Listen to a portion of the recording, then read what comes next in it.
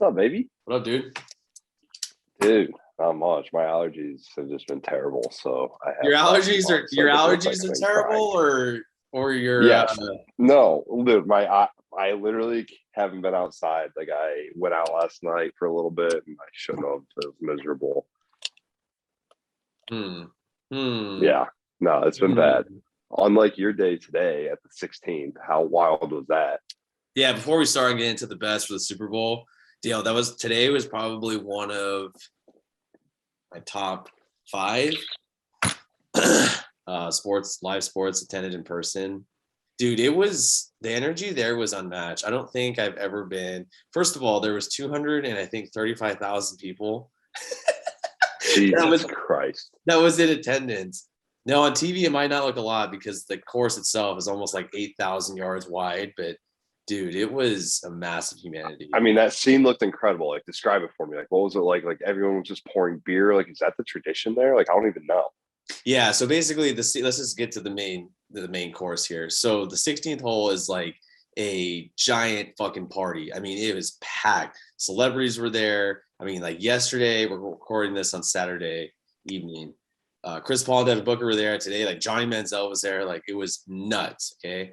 So it's a par 3. And for these guys, it's like, yo, you have to stick it on the green. And these cats are ruthless. Like it's hilarious because I guess the gates open at like 5 a.m. and there's like only a certain number of general admissions tickets before you have to purchase suite tickets. So I'm talking like grown men and women in like high heels and stilettos will sprint.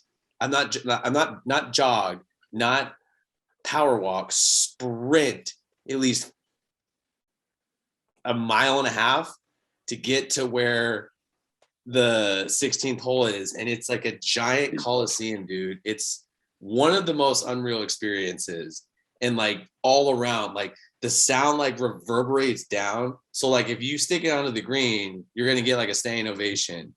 And then if you miss it, they're going to boo the fuck out of you. It was awesome. So Sam Ryder today fucking hits an ace and the place went ballistic. I'm talking like it was one of the loudest roars I think I've ever heard in person. Like more than soccer games, more than NFL games, more than college games. Dude, unreal. And then people were so pissed drunk, they were just throwing beer cans, beer bottles, cups.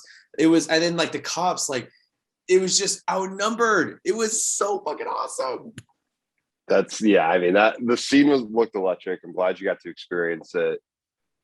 That was crazy. That was ridiculous. Hopefully we get some craziness tomorrow for the Super Bowl, honestly. I really do. Now let's get to it. I'm glad you said that. I'm glad you're back. I thought you went to the Bahamas or something. I missed you. But Super Bowl 56 is tomorrow. The Bengals, the Rams.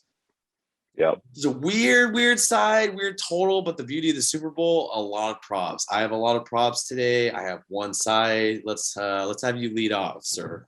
All right. So honestly, I don't know who's going to win this game. I think that either team has the ability to money line win this game. I'm staying away from that. But I do like 3 bets. I like the over on both of these quarterbacks touchdown passes. I like Burrow over 1.5 at -175. And I like StaffDaddy over 2.5 at +145. Okay. I think there's going to be 3 touchdowns thrown by Stafford. I think 2 by Burrow. I wouldn't be surprised to see like a 24-21 type game. And then I also like the Rams -2.5 first half. The Bengals are a big comeback team. Yeah, I'm taking first half spread. I think the Bengals are a big comeback team. So if I'm gonna I'm taking one bet on the points. It's gonna be first half Rams -2.5.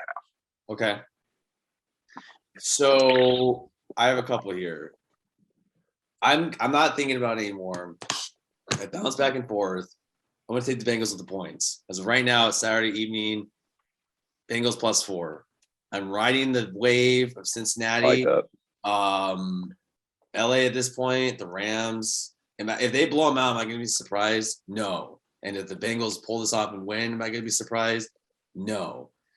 A lot of public attention is heading towards the Rams, which makes me want to hedge that or against the Bengals. But look, man, they weren't supposed to be here at this point. Every game they were basically counted out against the Raiders. They should have lost to the Titans. They didn't. They should have lost to the Chiefs. Still think Mahomes was hurt in that game.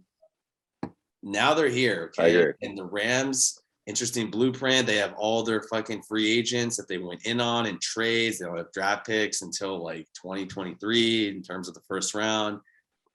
I want to get the points. I think this is a lot closer. I understand that from a matchup standpoint, the Bengals O-line, not as strong. That's a weakness. And it's going against Aaron Donald and Von Miller and Leonard Floyd. I'm telling you right now, the Bengals defense causes turnovers. And if they have somewhat of a decent game tomorrow, I think this is a lot closer than a lot of people say. And for what it's worth, I'm going to take Bengals +4. The Simpsons called a Bengals outright win, so I don't think +4 is a stretch at all. The Simpsons, they've been calling shit since like the 80s, so I'm not surprised. Yeah, I trust the Simpsons.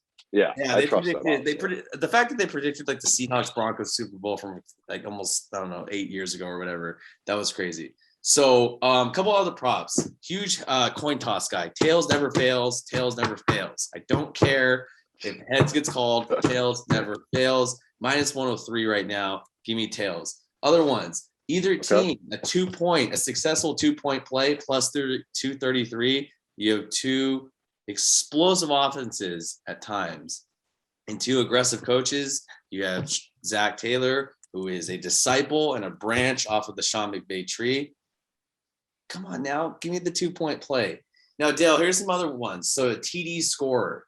You got Joe Mixon, Cooper Kupp, Van Jefferson, OBJ, Joe Burrow, Jamar Chase. Something about this, man. I really want to give Jamar Chase some love, but he's going to be shadowed by Jalen Ramsey. So you got to assume T. Higgins maybe gets some love. CJ Uzama, however you say it, he might play even though he has like a knee injury. Give me Joe Mixon to score a rushing touchdown +110. Anytime score, I expect him to score sometime on the ground. In terms of Cooper Kupp, even though if I'm the defensive coordinator for the Bengals, at some point in these meetings this week, I am preaching, do not let Cooper Kupp beat us. He won Offensive Player of the Year. At -165, I think you get some value on that, even though it's a little pricey.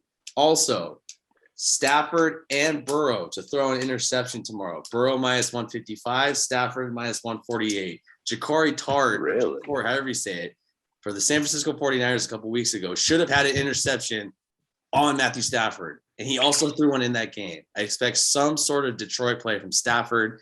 Give me him to throw a pick. Also, Money McPherson. Dale, the reason why I am freaking out over this, the line is only 1.5. 1.5 for the Bengals to have a success or to have a successful field goal. Hammer the over. Money McPherson has been money this entire offseason. He trademarked his name. He's only 21, by the way. At -150. Successful field goal attempts by Cincinnati over 1.5. Give me it, baby. I like that a lot. Yeah, I'm excited. I think it's going to be a good game back and forth. There's a lot of things to look at. I think the biggest thing will come down to, can the Bengals move the ball? Yes.